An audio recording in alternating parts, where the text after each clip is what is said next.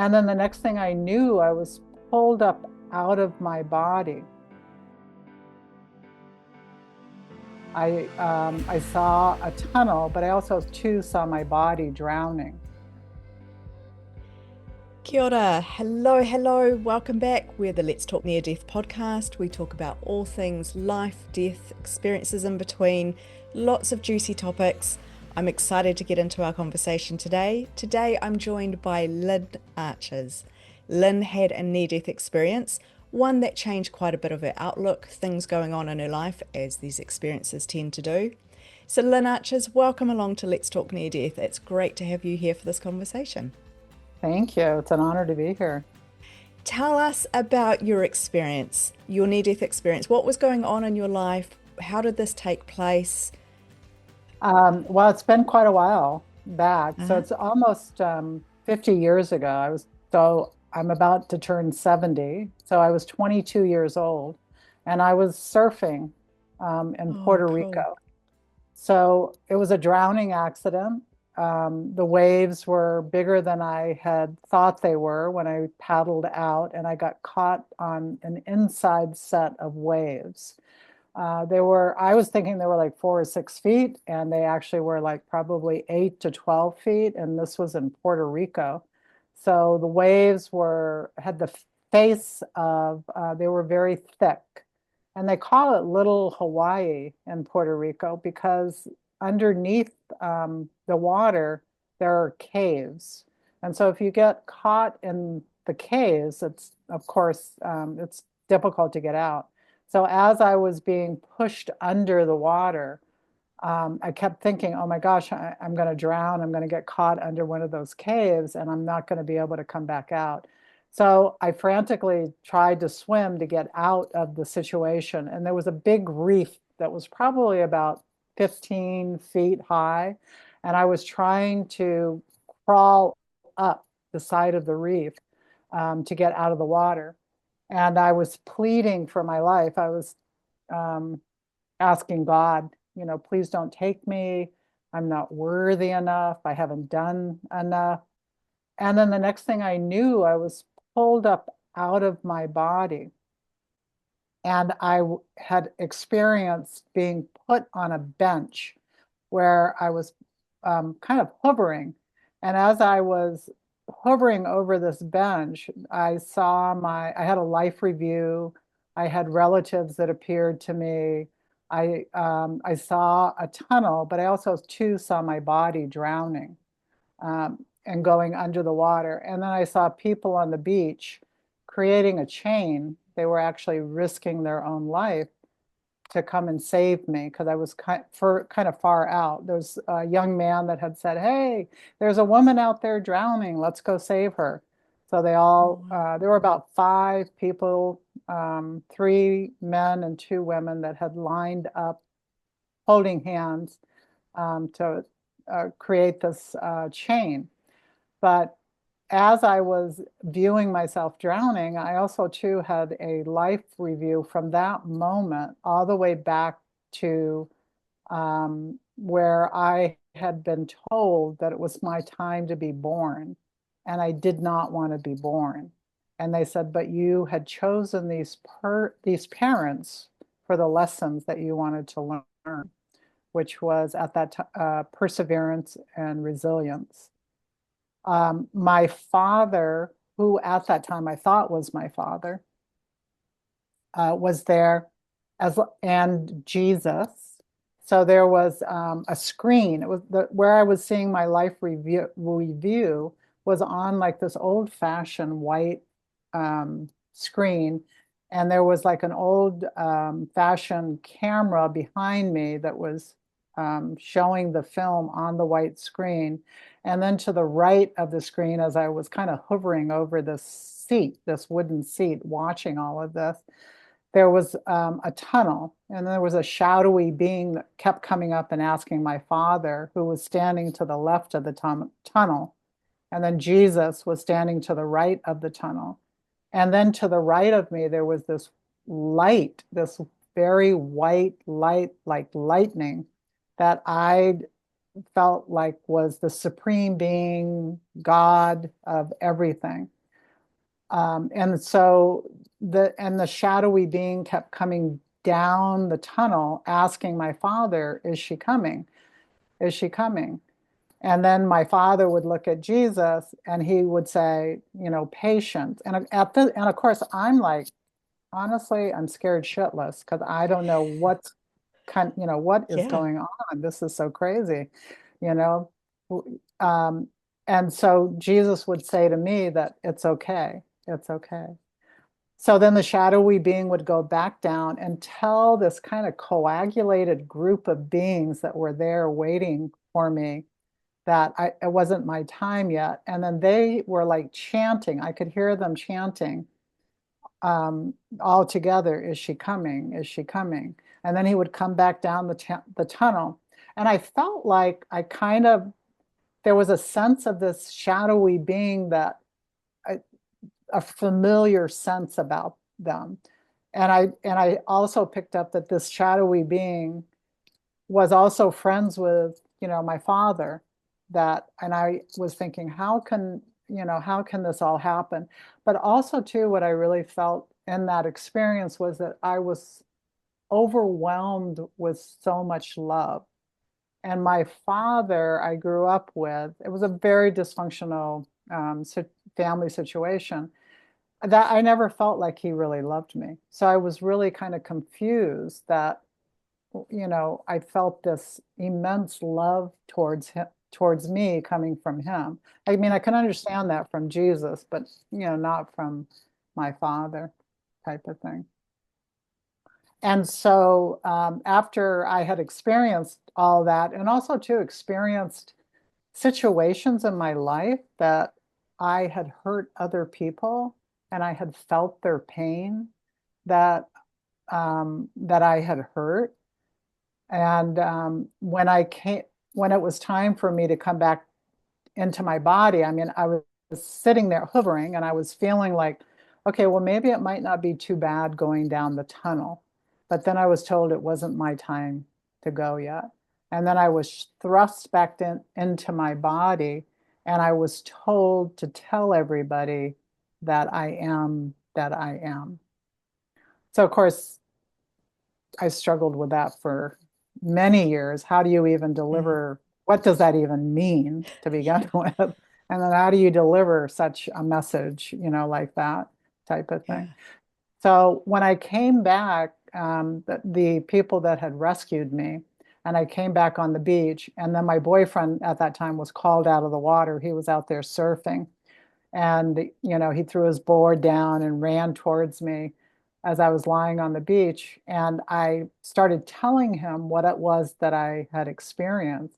And he said, "Don't ever tell anybody that because they'll lock you up in a mental institution." Oh, yeah.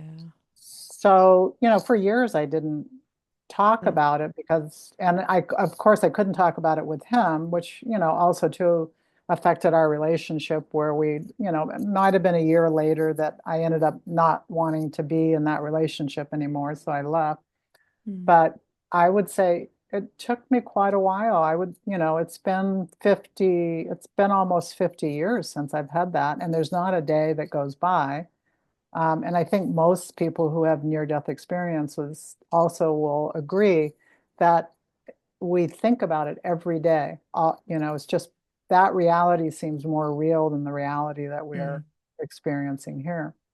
But Mm. I also learned 5 years ago that through DNA testing, that the shadowy being was actually my biological father that I Oh, wow. did not know that I did not know about. So And you didn't grow up with him? no, did not grow up Oh. with him. Did not. I had sensed as a young, and I actually have written a memoir called Entangled that talks about this. As a young child, I had always sensed and asked my parents, are you really my father? You don't, Mm. and then there was a lot of reaction and punishment about asking that question of them. But when finally my mother, I was 65 years old when just before she died, Mm. and I had done a DNA test because my son and his wife did a DNA test. And my father, my stepfather that I grew up with was French, which would mean that I should have some French in me. Mm. And my son should have French in him, but when he did a DNA test, there was no French that came up. Oh my goodness. Yeah. And so I thought, well, that's odd. That's a racket that I'll show you that it's a racket type of thing. So I did the test and no French whatsoever came up. And and my son was saying, and there's somebody that keeps trying to contact me saying that she's my aunt. And then I was contacted as a message. It was 23andMe that we had done the testing on. And she had said, gee, I thought this only happened on Yeah. TV. And she said, I'm your sister. I'm your half sister. And I'm like, what? What? How did my father, I didn't even think about my mother. I was thinking, how is my father and then all of a sudden something came to me to ask her who her father was. And so I asked who her father was. And then I called my mother up and I asked her, do you know that, Raymond Bennett was his name? And she said, no, why? And then I said, I did this DNA test and it seems like he might be my biological father. She goes, oh, well, I got to go. And which was very Right. strange. Yeah. So, I find these DNA testing things really, really interesting. I haven't done one myself because I'm a little nervous about where that data goes, but it's opening up such a big world, isn't it? So much. mm, I'm curious to know, going back to your experience, as you were talking, I had one burning question which I want to ask you, Lynn. Was the father that wasn't the shadowy one, the father you grew up with, was he alive at the time of this experience? no, So he no, had already died and he was very significant in your experience. right. Yes. Was he? He was the only relative that was there to meet me and the shadowy being that was my biological father at the time. And the reason why I know was because when I met my half sisters, they had brought a picture of him, and he had this kind of Elvis type of hairstyle that was, and for Ions, when I wrote my near-death experience, I described the shadowy being Mm, as a person who had a lot of energy and peppiness, and he had this kind of Elvis Presley type of hairdo type of thing.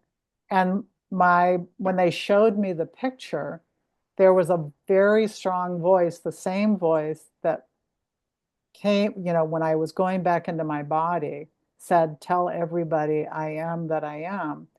That voice came to me at the same time they showed me the picture saying, that is your father. That is your biological father. It was kind of like, and then I could see the resemblance and the silhouette of the photo and the shadowy being. mm. They both had died. My biological father had died a year.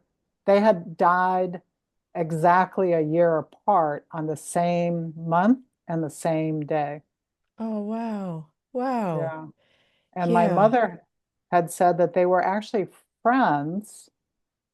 They had grown up together and gone to the same school, played football together.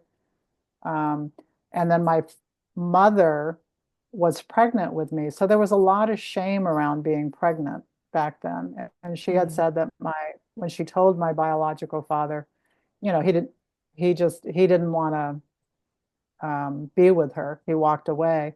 But that my stepfather knew she was pregnant, 3 months pregnant with me, and mm, married her so that she wouldn't have to be a single pregnant woman in mm. the 50s, which Mm. But she carried a lot of shame. It was really hard for her to admit to all of this. Yeah, and But that does carry on. That carries through into relationships, into family right, dynamics, things like that. right. Yeah. Have you ever wondered why he showed up as a shadow, not as a, what would you say, like as a fully formed Formed. Yeah. I think, person, be, spirit? yeah, I mean, I really meditated, thought about that, and I really feel because he was a shadow I grew up with as a child. There was always Mm, a shadow. We all have our shadows, right? But then mm, you have mm, your family shadows, you have your community shadows, you have your cultural shadows. But I had always felt at a very young age, I mean, I remember when I was 9 years old asking, are you really, my father? I just felt like because he never hugged me, he never said he loved me, he never wanted to do anything with me. It mm, just felt like he wasn't really behaving as a father. And then when I was a teenager, I said that you don't even act like my father. And he actually punched me in my nose. He punched me in the face oh, because he had reacted, to that. And he was an alcoholic, so he was also probably drunk at the time. mm, But I do feel that the DNA test also proved that, my near-death experience was the real deal, for sure. Um, but yeah, no, both of them had already passed. yeah, I find this so interesting. It's such a common theme throughout these experiences. I love Hmm. that your experience happened 50 years ago. For me, this just, I don't know, there's something about it that creates, it's just something so different because back then, so my own experience happened 35 years ago now. There was no Wow. internet, there was no research, it was such a foreign thing. There wasn't the talk and the awareness of these experiences that we have Hmm. today. And I just find something so valuable in that. And even the fact that your boyfriend at the time was like, no, don't talk about this, and how that played out for you. But very much for me as well, I felt like I couldn't talk about it. And I held on to mine for years and years and years before it's like, this needs to come out. This is such a big part of who I am. Hmm. I need to let this out of me. So, yeah, I really resonate with that. And I love that your experience happened quite some time ago. I feel like it just adds something beautiful to it. Not discounting the ones that aren't a long time ago, the more recent ones, not discounting them. I should probably stop talking because I feel like I'm digging a hole. Um, No, sorry, listeners. I not at want to all. ask you, Lynn, you said that your father was on one side, you had Jesus on the other side. Right. Were you raised, did you have any beliefs? Were you raised in a Christian style household, or why Hmm. Jesus? Right. Well, I think that it was because I was raised Catholic. Okay. So I grew up with, going to catechism and learning about, Jesus's teachings. And also too, with, because for me, I asked the same question, why Jesus? Why not somebody else? Is it also too that my brain has these imprints, and here I am dying at the last minute, and I'm just struggling to bring up all kinds of my memories to try to Mm, make sense of the situation, that I am. Maybe, I don't know, but mm, it felt like it felt comforting for me, and maybe it was because that was what I knew. And also okay. too, maybe there is a Jesus also. It seemed like Jesus had the final say about whether you lived or died. Is that fair to say? I would say that that was God or some divine, it was not Jesus, it was a divine entity that basically had the final say because Jesus was waiting for that, um, you know, patience, be patient. He was waiting for what was going to happen. He was not the one. I felt that Jesus was there for me Mm, to make me feel safe, to make me feel like I didn't need to be afraid, Mm, uh, because of my relationship with my stepfather, or my father that I grew up with at that time. Um, it was not a healthy, balanced one. So it was kind of like why, especially with the feeling of him, you know, um, I'm feeling love from him, but from Jesus, I mm. could feel that love. So I think that I grew up always thinking that, oh, I know that I'm always going to be loved because Jesus is going to love me, type of thing. But I think the final say was from this divine entity, whether you call it God, whether you call it the universe, whatever, Mm. the all, was the one who made that determination and was the one who said, tell everybody that I am that I am. Yeah, that's so interesting, isn't it? What do you make of that today? Like when you came out of your experience, so you ended up on the beach, your boyfriend's there, took a little bit of time to recover, I imagine. Well, I was rushed to the hospital in an ambulance, actually. Yeah. Yeah, 'cause I was all scratched up with sea urchins in me from, Oh, climbing. yeah, climate there. Yeah. Oh, Yeah. painful, Yeah. scratchy. And actually it was, but once I left my body, of course, I couldn't feel anything, Yeah. right? So as my experience, I'm not having any kind of pain. But then when I go enter back into my body, I'm in a lot of pain. Um, but Do you I'm sorry, remember that? Do you I remember do. coming back into your body? Oh, definitely. It was like at warp speed. It was at warp speed. And the other thing too that I think presently that I'm really trying to work on, and is this: when I had left my body, whether you call it the spirit, the soul, but I had left my physical body, Yeah. which was pulled out from through my head. There was a split moment in time, that I remember seeing it was like there were two entities. It was almost like my spirit directly went and sat on the bench and then there was another part of me, whether it was the soul, that was kind of like an observer, that was observing everything, observing my body drowning, observing the people that were coming to rescue me, observing that my spirit side had immediately gone to sit and hover over this bench to be next to this divine being, this divine entity, and Jesus. And then all of a sudden I was sucked over into this spiritual self to become one again. And then I was observing all kinds of things that were happening around, it seemed like around the world. I mean, there were animals, there were giraffes, there were lions, there were running, there was fire. It seemed like everything was happening at once that I was able to be able to observe and take in. But there was also a moment where I was the observer and I was also the observed too. What do you mean by that? That I was a spirit and a soul that was had split from the physical self for a Who moment and then came back together again to experience a near-death experience where I'm observing my life review and you know everything that's kind of going on around me at that experience. Right. I was questioning how you were being observed, but it was through your life review, through your body, knowing what's happening with your physical body. Right. Yeah. Oh, it's just amazing. It is so amazing. Thank you, Lynn. I appreciate you sharing this with us.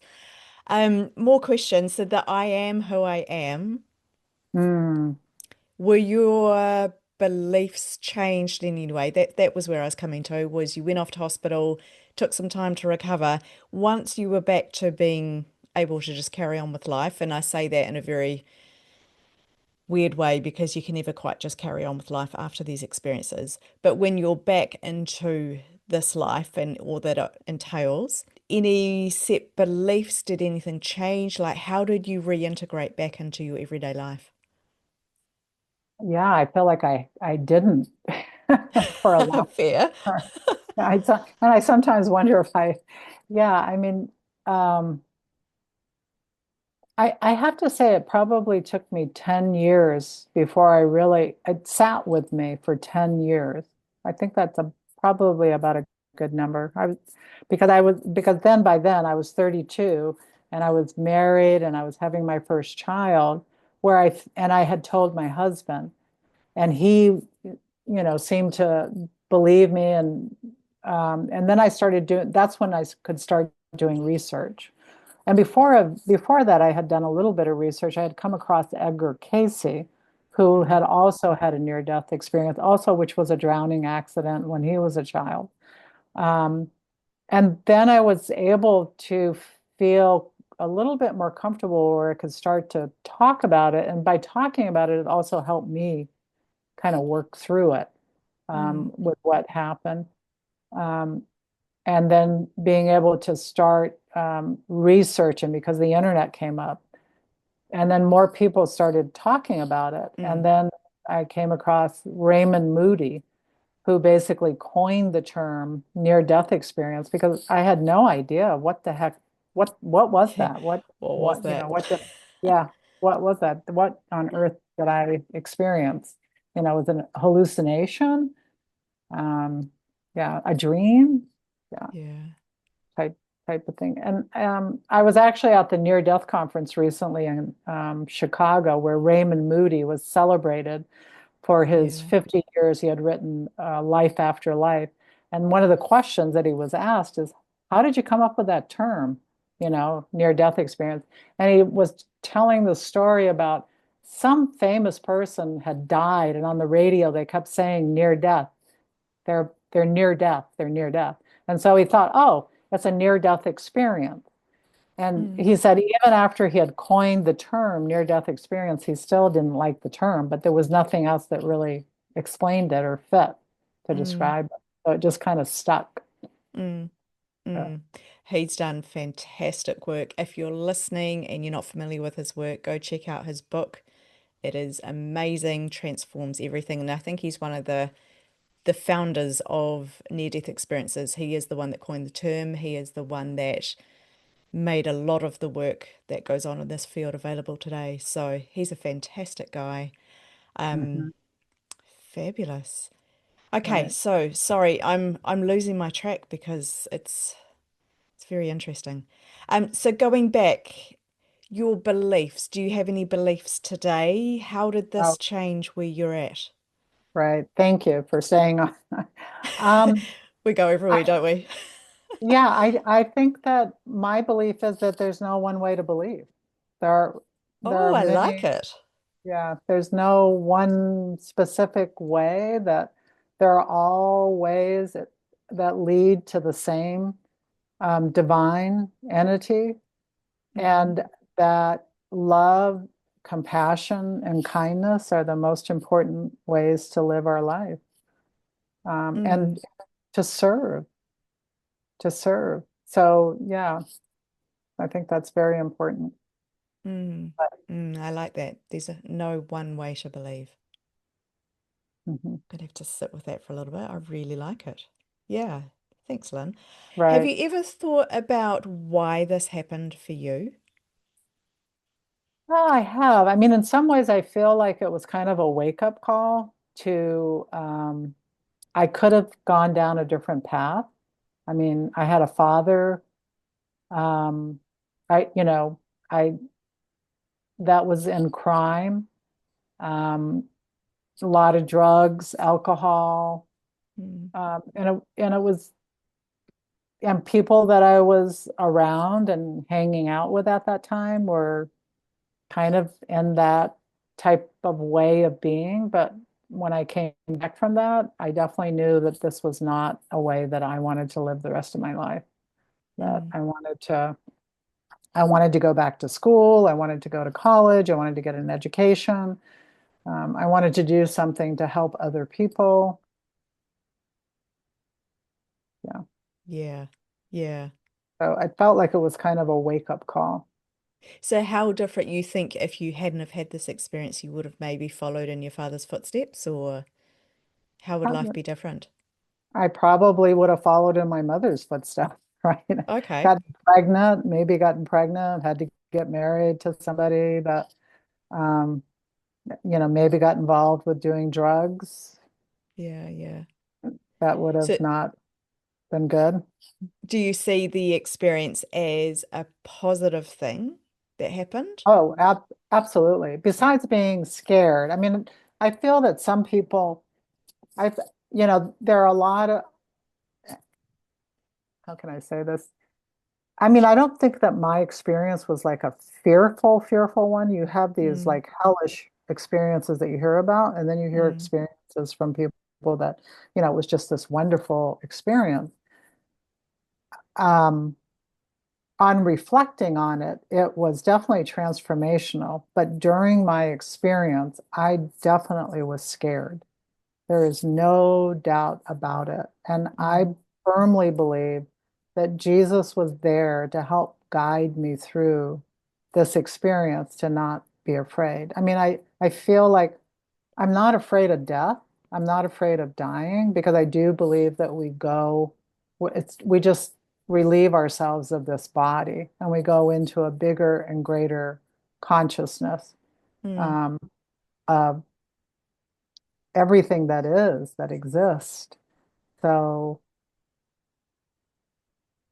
but I would have never had thought that way if I had not experienced my near-death experience. I was raised a Catholic. I was struggling with the, Christianity, especially the Catholic religion at that time, with mm, everything that was coming up uncovered with what the priests were doing. mm, Uh, so I basically had lost my faith and, wanting to be a member of the Catholic religion. And also, too, just not really believing that that is kind of my God or my divine being that I feel would say that we have to do or put the fear of God basically in everybody. I mm. just didn't really believe that. And then after my near-death experience, I definitely did not believe that. I didn't believe there was one way um, in believing. Yeah, it's interesting. This is quite, again, another theme that comes through these experiences of there's a lot of different ways to do this and a lot of different beliefs, and there's not necessarily one right way, one wrong Yeah. way, and that might rub up against what some people think, and that's okay. Um, I'm curious to know, Lynn, did you ever go back surfing or were you done on that day? Was that your last surf? Oh, no, no, no, actually, yeah, my boyfriend said that if I was ever going to get back in the water, I had to get back in the water right away. Yeah, So it's kind of like the saying, get back up on the horse, isn't it? Yeah. exactly. What was that like? Can you remember that time going out? Yeah, I remember because when I went back out, I was surfing a 12-foot wave, and that Oh, was in whoa. El Salvador because I was traveling up Central and South America to go surfing. And it was scary, but also, too, it was exhilarating because I had caught a 12-foot wave and I was inside the tube of the wave. Oh, And wow. a friend that I had traveled with on that trip, had witnessed me being on the inside. Had locked eyes on that ride that I was on. So it felt really good. So, I mean, I don't surf like I used to. I try to surf as much as possible. The last surfing trip was last year. I went to Mexico. I took my daughter with me and taught Yeah. her how to surf. And it was her first experience surfing. And she'll be 30 on Sunday. So she had said, and she stood up for the first time on a board. Nice. Yeah. Um, and so she said, "Oh, I totally get it. I get how this could be addicting." Oh yeah, Yeah. once you're up and you've got that speed. I dabble in surfing. I actually have a fear of the water. So even right at the beginning when you're like, I'm surfing, I'm like, I kind of don't want to know because that's going to make me a bit more afraid. I have a fear of being under the water, and so I don't do anything like what you do. But that feeling once you're up and you've got the momentum, there's nothing like it. It's just, Nothing. yeah, exhilarating. Yeah. So Yeah, you're still surfing now. I love that too. I love, we've all got to get the most out of life, don't we? We've got to get so much out absolutely. of this life. Yeah. Yeah. Are there any things which you think, Like, what do you think would be the biggest lesson or the biggest takeaway from your near-death experience? Well, definitely that love is the biggest message, and Mm, that being compassionate and kind, you know, there are also too just finding the balance between the light and the darkness. We need both, right? We need both light and dark. And so how do we meet those difficult times that we come up against, you know? Um, and I think that we can try to find the best in everybody, that we can, that everybody was a child at one time, and mm, they are loved, and they have a seed of goodness in them. And if we can mm, see that without looking at them, that there's something wrong with them, or they're different, or you're fearful, mm. um, of them. But I think my biggest lesson is that we're all one. We're all the same. We're all working and trying to figure out. We all have our lessons that we basically have chosen to be here to learn, so that when we leave this body that we're now in, to go on to another life, and if we choose to come back, um, to learn other lessons, it takes a lot of courage I feel, to incarnate as a human on Earth. Mm. Yeah, at the beginning you mentioned you'd chosen your parents and so you were coming. Do you Right, believe that we choose our parents, we choose well, I guess by default, by choosing our parents, we choose where we're born, which country we're in. Do you think right. we choose all of the events in our life? Well, I definitely think I did. Okay. So you And chose your near-death experience?